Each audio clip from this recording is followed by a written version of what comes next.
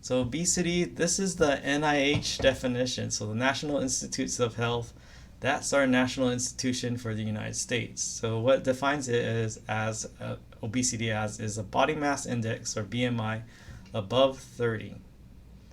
Now, what is a body mass index? Some of you probably already know what this is, but it's okay. You have to get over the imperial system, kilograms over height in meters square. So this is what BMI is. It's a metric. So what we have here is like these men are all the same height, and this is, I don't know if the average American male height is still 5'9", but again, the heavier he weighs, the higher his BMI is at the same height. So when you have a high BMI, this is in the in the population, in the general population, BMI is associated with type 2 diabetes and other health problems as well. Now, BMI isn't perfect because I know whenever I talk about BMI, I always get some like, especially people who are in kinesiology or who are really into fitness, they're like, yes, BMI isn't perfect, but this is why BMI is important because this is one common criticism, which is totally true. It doesn't differentiate between bone, muscle, and fat. It assumes weight is weight, and that's it. So again, it doesn't it doesn't discriminate between body composition. So what we have here is I think this was from Reddit, but here's the same guy, and yeah, he went from BMI just under 30, or let's just call it 30. Then he went down to 22, so he got super ripped. Then he went on a bulking cycle, and what we have here, he ended up at just under 31. So here he had a BMI of 30, and here he definitely got leaner and definitely put on muscle mass, and he gained a BMI of 1. So it's kind of interesting, right? So it's not going to determine whether, so someone who's a bodybuilder with like 4% body fat, they could be considered technically obese with BMI. So again, BMI isn't perfect. And it also doesn't account for genetic differences in body composition. Sometimes people are literally big boned, and the interesting, what they did is, I think there was a study, I think in New Zealand with our Kiwi cousins, and they looked at women who had European ancestry and compared their bone density to women of Maori ancestry, and they found out the women with Maori Polynesian ancestry, they had higher bone density than women of European ancestry. So again, that's another thing, like bone density, well, you can't really, BMI is not going to differentiate between that. So sometimes there are genetic differences. But this is why BMI is used. Again, it's not perfect. So if it's so flawed, why do we use it? It's not invasive. Like the thing is that you don't have to step on a scale. You don't need some sort to step on any machine. All you need, you do need to step on a scale, sorry. You don't need to have a special machine like an MRI or X-ray. You don't need to be put in a bath. You don't need to be put into a special chamber. You can do that pretty much anywhere. All you need is a scale and a yardstick, right? And then it's easily measured. So the things that, and if you've ever had tried to measure body fat, there's many ways of measuring body fat, right? There's the calipers. There's other things like the those scales that use like electrical impedance, which also has its flaws as well. So there's many different ways of measuring body fat. But BMI is the same formula. It's like hard to fudge weight versus height, and it's consistent. Again, it's not all you need is very simple tools. You're not going to get different results with different instruments. And there's more historical data. This is one of the biggest thing why BMI is useful. But again, it's actually more useful for tracking populations than individual health. So again, this is why BMI is not perfect, but it has its uses. So it's good for tracking trends. So here is so we don't have like body fat percentage trends from 1985. So what we have here is 1985, and the states in gray, there's no data, but what we see is like BMI. So what we have this is the percent of states that have obese BMI, or wait, not percent of states. These are the percent of the population that are obese in the colored states we see here. So what we see is the states in blue, they had less than 10% of their population was obese, whereas In these states, about 10 to 15% of their population was obese. Then we go forward in time, and then we have more and more data.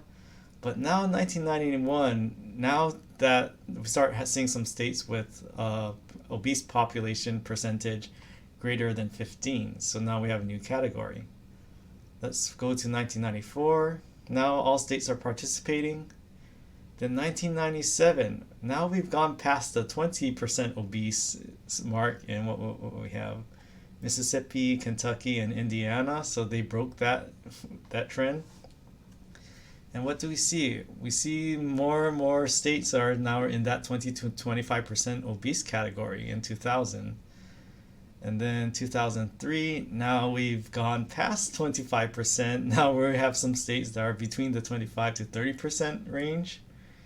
And then in 2006, West Virginia and Mississippi, they broke past the 30%. So now we have and let's forward to 2009. We see the orange spreading. More states are breaking that 30% obese barrier. And then, so more and more states in 2010.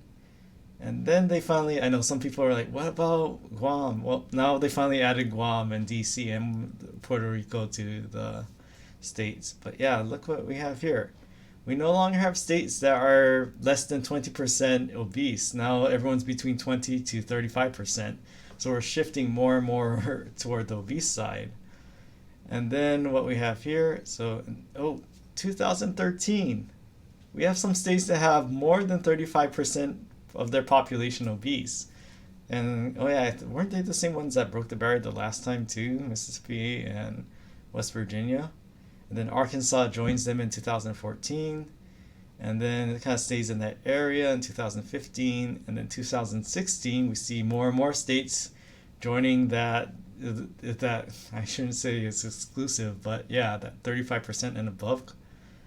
And then 2017, and look, the only states that have 20 to 25% are Colorado and Hawaii. Yes, everyone else is 24% or 25% or above. So it's like social, economic, and the cultural and life geography can also affect obesity as well. And we're still holding in there, but unfortunately, now DC and Colorado only have bragging rights. We joined the Yellow Club in Hawaii, and this is I don't like this trend. But do you think that the entire United States is getting swole and they're all becoming bodybuilders? I mean, we're seeing an increase in BMI in the population over time.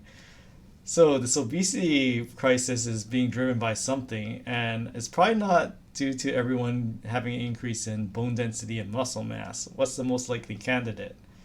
So again, this is why BMI is most useful for tracking populations trends versus individual health. But this is I know there's only one state left with 20 to 25. And I was hoping that we wouldn't get another category added to this. But I looked at the studies, every year I always update this. And look what we have here with West Virginia. They're just under 40. They almost broke that new category.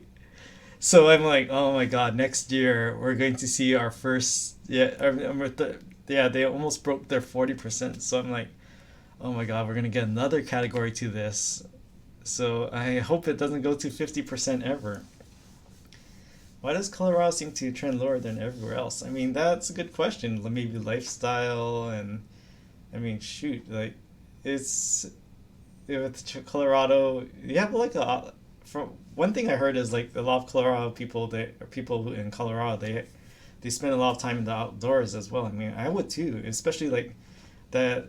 Or granted, you have to get used to the altitude as well. But fresh air and snowboarding and skiing. I would be doing that all during the winter. I wouldn't be staying indoors. But Colorado is I said, oh man, if it was easier to drive in during the winter, I would totally go there more time. But